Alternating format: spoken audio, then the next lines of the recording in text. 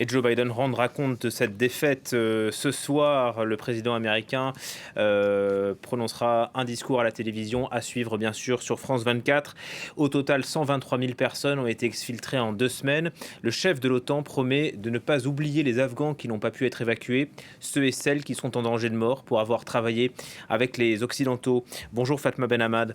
Bonjour. Vous travaillez à la rédaction des Observateurs de France 24 et vous êtes en contact avec ces personnes. Pour elles, la fin des rapatriements, c'est la fin de l'espoir. C'est ça.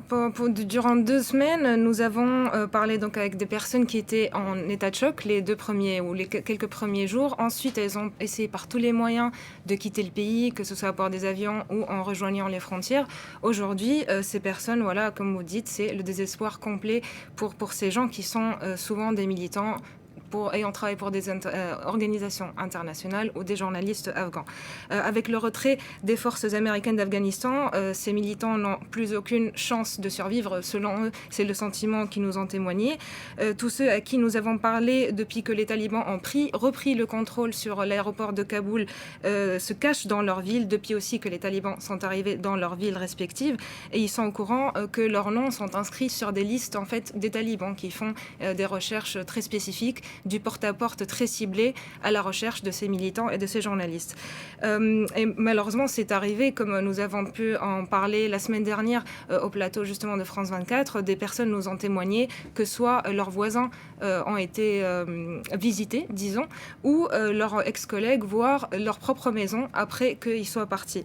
Par exemple, une militante qui vit dans une région que nous ne pourrons pas mentionner malheureusement, nous a dit qu'une de ses collègues a été assassinée par les talibans. Donc je vous lis ce qu'elle nous a dit.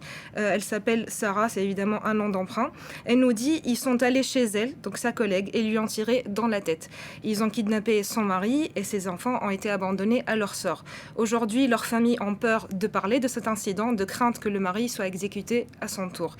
Malheureusement, il n'y a pas beaucoup d'écho autour de ce genre d'incident. Pour cela, évidemment, il y a 2 raisons. L'une qui est plus évidente, à laquelle on pense d'abord, que ces familles-là, les familles et les proches des Afghans qui sont persécutés ou tués ont tout simplement peur de parler de ce genre de poursuite.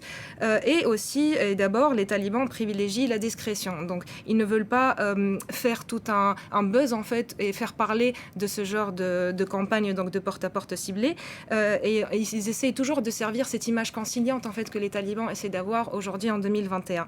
Donc, ils font des campagnes discrètes, souvent de nuit, sans forcément prévenir le voisinage et potentiellement donc tomber sur les bonnes personnes qu'ils avaient sur leur liste. Du coup, on imagine qu'il est impossible d'échapper à la traque des talibans.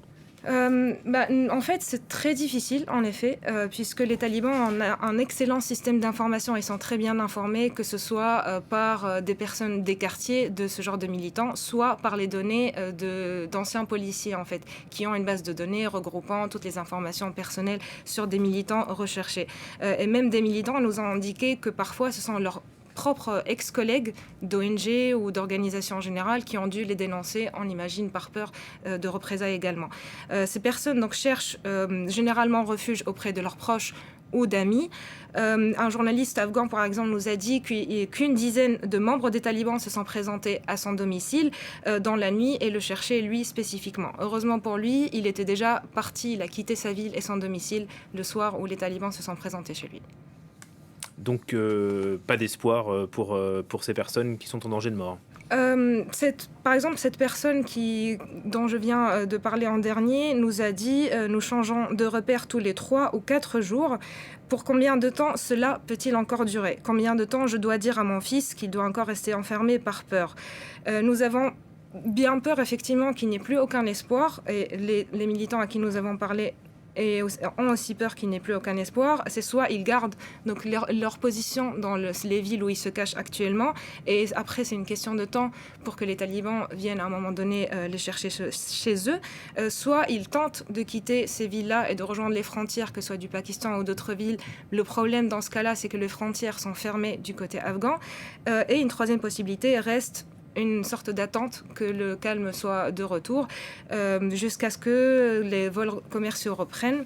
les talibans avaient promis de leur côté qu'ils allaient assurer un passage sûr pour ceux qui souhaitaient quitter le pays, pour ceux qui souhaitent quitter l'Afghanistan. Mais la question, est-ce qu'on peut-on leur faire confiance aujourd'hui? En tout cas, le journaliste dont la maison a été visitée par les talibans, qui n'était pas chez lui, a pu se rendre à Kaboul et il nous a dit « Tous nos espoirs se sont évanouis quand les talibans ont pris le contrôle de l'aéroport hier. Même si les vols commerciaux reprennent, je n'ose pas aller là-bas. Les talibans me recherchent. Est-ce que je sais vraiment y aller à l'aéroport et me rendre à eux ?» Et tous ces témoignages sont à retrouver sur le site des observateurs. Merci Fatma Benhamad pour ces précisions.